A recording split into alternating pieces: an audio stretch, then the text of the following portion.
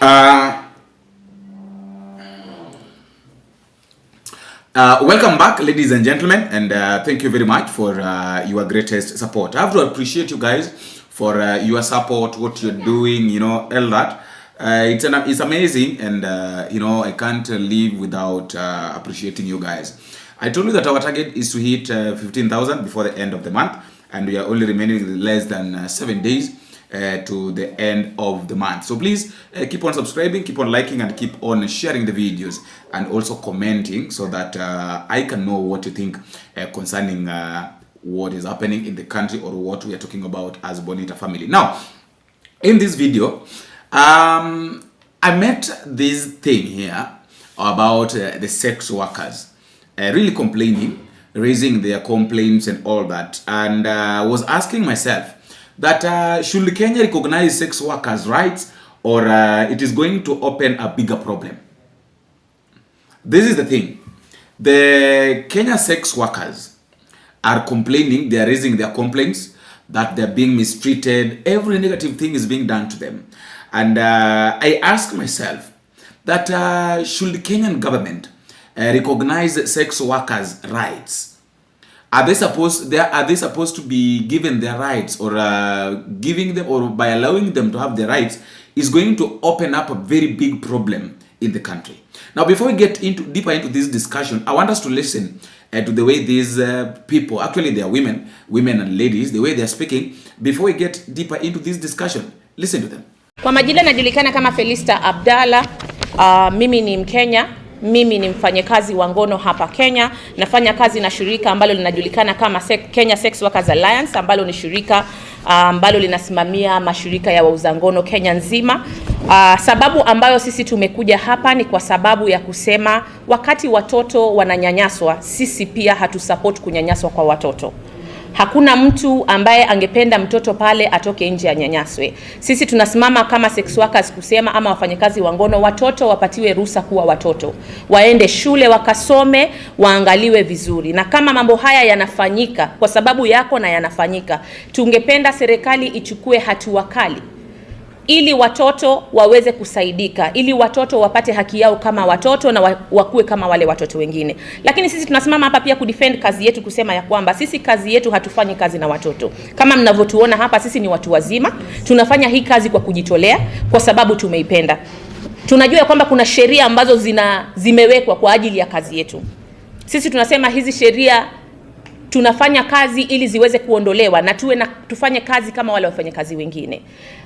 Tungependa kufanya kazi yetu kwa amani na tukuwe na safe working environment, kwa sababu tumeona jinsi wanawake wanavyouawa. Ukiangalia robo ya wanawake ambao wanauawa Kenya inakuwaga ni wafanyakazi wenzetu. Yani mimi nikiondoka kwenda kazini sina uhakika wa kurudi nyumbani kwa watoto wangu, kwa sababu ile sehemu ambayo nafanyia kazi haina uhakika ya usalama, kwa sababu sheria ambayo imewekwa pale inanikandamiza mimi. Mimi leo kama mfanyikazi na Mkenya nasema hii sheria inanikandamiza, na mimi na wanawake wenzangu tumejitolea, ama Wakenya wenzangu, kufanya hii kazi. Na sisi tunafanya kazi kwa sababu tunatumia kiungo cha mwili wetu kupatiana service, na tungependa tulindwe kama Wakenya wengine, kazi yetu iheshimiwe, na tukienda kazini jioni ama ile time ambayo tunaenda kazini turudi nyumbani tukiwa salama.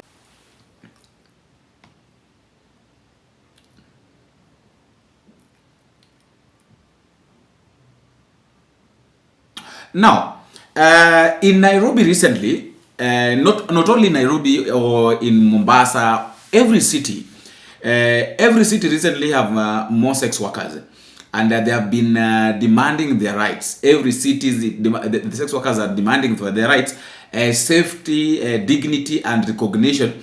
But that is just a question that I'm asking. After asking that, should Kenyan government listen to them? Should the Kenyans also give them a listening ear? Like, should we give them a listening ear, or should we also try to defend them of what is happening? What they are doing. We know very well that there are no jobs, and the people also have to feed their children. Their families must be fed. So should we also go a miles ahead and defend these sex workers? Now, in this video, I want us to look at both the good and bad side of defending these sex workers, or of giving them room to do what they are doing. I will start with the bad side Or actually, let me start with the bad side before we come to the good side. Number one, the bad side number one of because of course you know that everything that has got positive impact must have a negative impact. Mostly, maybe some people will say that we can talk about the positive impact, you know, blah blah blah, because a lot of people, some men are benefiting from it. But let us start from the negative. Why I feel I was doing some research and I wrote down some points here.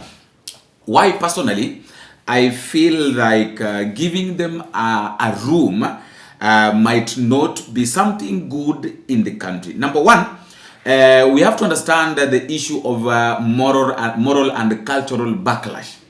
And under this, I stated that Kenya is deeply religious, and many people see sex workers as immoral.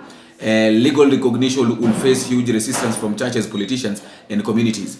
Of course, we all know very well that Kenya is a Christian country. Even though the leaders that are leading us, they don't know that, they've never realized that, they don't recognize that Kenya is a Christian country. So giving these, we've seen a lot of these things happening. We've seen a lot of people talking about this, you know, sex workers, they have got no room. So giving them freedom is like it's going to have a backlash in the moral of the country. Number two, we're talking about the risk of exploitation.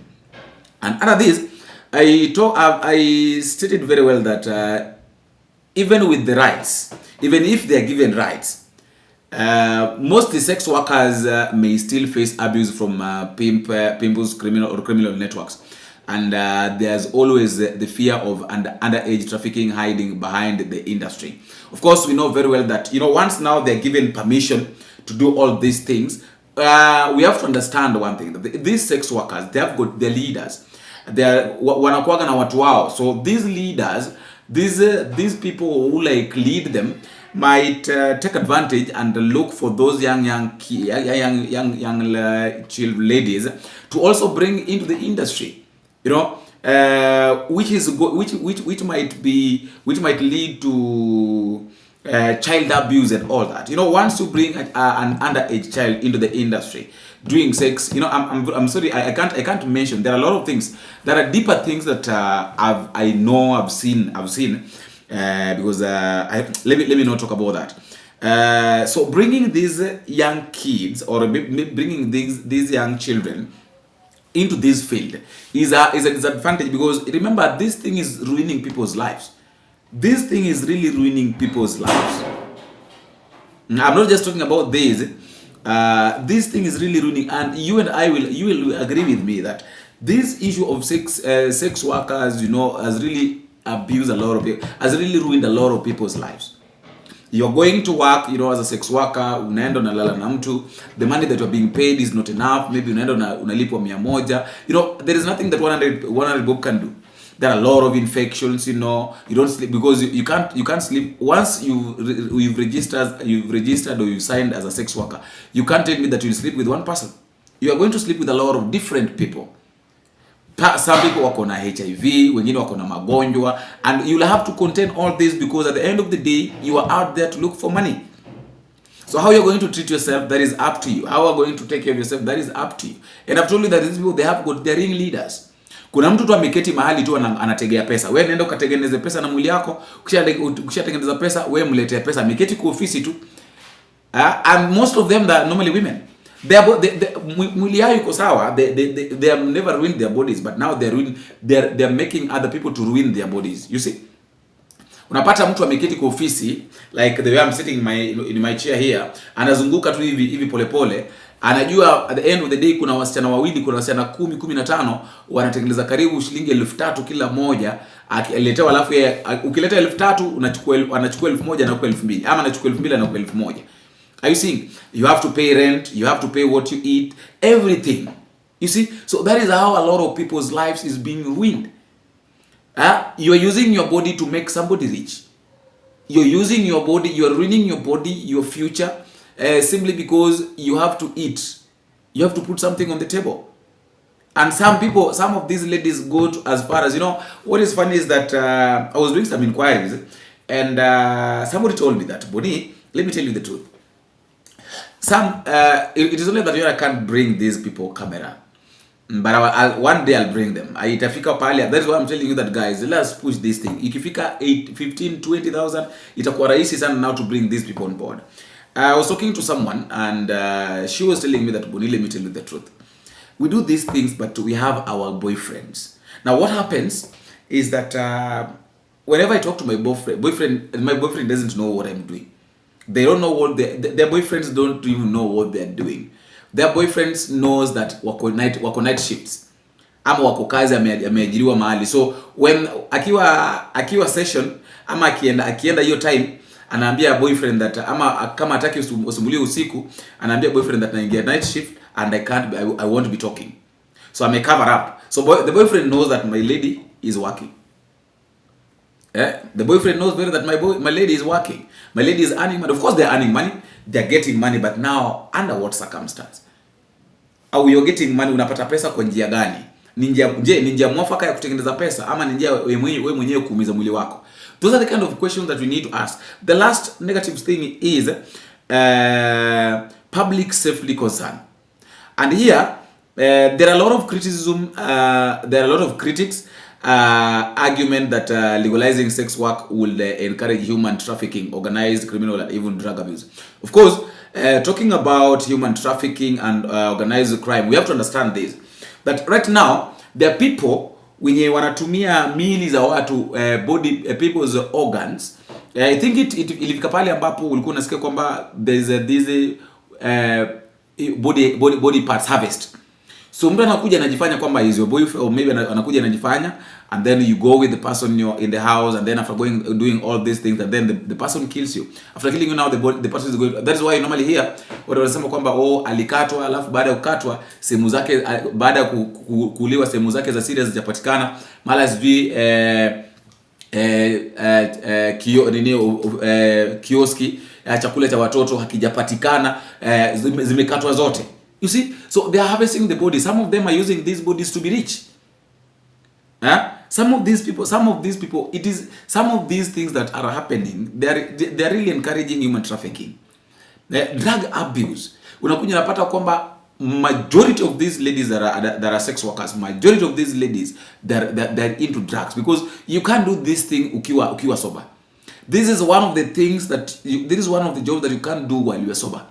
Because unapiga sababu, you know, for a normal person to sleep with more than 15 men in a day is not easy. And some of them, because kila mtu akona target yake, somebody even goes to as far as sleeping with 20. It is not easy, by the way. So are you saying, so that is leading to that is leading to drug abuse, you know, increase of criminal, a lot of things. But then somebody will argue with me that, Boni, you've only talked about the negative sides. Why can't you talk about the positive side? Number one, there is always there is this issue of human rights and dignity. Of course, sex workers are human beings before anything else. You have to understand that. And they deserve protection from violence, harassment, and exploitation. Now, we were talking about why I asked initially that, is it really safe or is it really good for these sex workers to be recognized or be given their rights,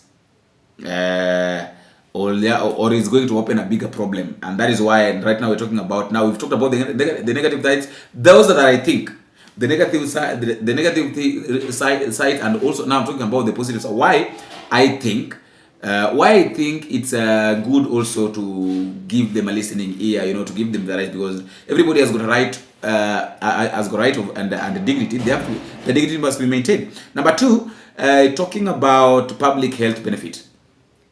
As sex workers can access safe working conditions and health care, the risk of HIV and other infections goes down, protecting not just them but the wider community.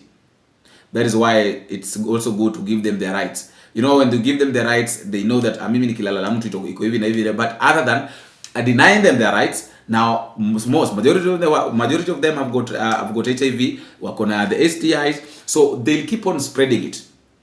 Why? Because now they want to punish the public. They want to punish the community, because what the community yenyewe imekataa kufanyia kile ambacho inatakikana, kile ambacho wanataka. The third thing is empowerment and economic justice. Many of these people enter sex work because of poverty and lack of opportunities. Demanding rights can push the government to also address unemployment and inequality. I think this one is right, because of course we know very well that lack of employment in the country has really led to a lot of mischiefs, a lot of negative things. So when the government decides now there is going to be employment, watu wanaenda kuajiriwa, kuna kazi, yani it is not about employing people. One thing I do believe is that it's not about employing people into these big offices. Some of us worked in offices but we quitted. Wengi wetu tulifanya kazi kwa office but we decided to quit. We didn't quit because maybe we because of the payments or all that. We quit because we felt like, no, I can do something on my own. So it's not about working in a bigger office. Just create a very conducive environment for these people to work. Some of these people, just allow these people to do their business. Kama ni biashara, kubali hao watu wanaenda kufanya biashara. Wale watu ambao just create a conducive environment, and you'll find that everything will just move on smoothly. Hakutakuwa na kuvurugana, hakutakuwa na kuvurutana. As simple as that. The last one is safety and accountability. Now, by giving them the rights, there's going to be legal recognition whereby sex workers can be protected from police harassment and shift the fight towards traffickers and abusers instead. Once these people have got their rights, you've given them the rights, and they know that now these and these and these are the things that they're supposed to do. It is really going to be very easy now for the police officers to shift their attention from the sex workers now to concentrate on the drug traffickers and abusers instead.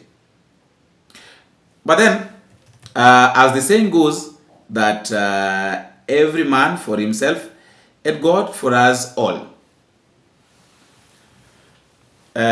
What is your suggestion, or what do you think? What do you really think should be happening? Should the government should do with the sex workers? With them, they complaining every now and then. Some of them even being killed. When unafanya, some of them unasikia kwamba their managers have organized for them the night shift, and anatoka pale ambapo wapo, anaenda kwa BNB, hapo ndio anauawa, all those things. So wengine some of them have been turned even to business. Some of these managers are doing businesses with these people, with these ladies, these young ladies' bodies. Atakuja wewe umuue, ukishamuua wewe niwekee hela yangu. Aliconvince akuja, kisha kuja wewe fanya mambo yako, lakini mimi milioni yangu moja, milioni zangu mbili wewe niwekee. We are done. And you find that these managers, some of these managers are super rich. They're not rich because they're working. They're rich because they have turned other people's bodies and other people's life into business. After all, guys, that is just my thought, and that is all I have for now. Let me know what to think in the comment section. Do you really think it's good for the government to protect the right of sex workers, or sex workers should be banned completely in this country? And there is this thing that I read one day somewhere, that the reason as to why we have a lot of sex workers in the country is because we still have men. We have men who go for this. Tuna wanaume wengi ambao wanaenda kwa hawa kushiriki nao. Suppose men cuts off going to sleep with the sex workers, then atoke kuwa na sex workers. I don't know what you think. Let me know what you think in the comment section.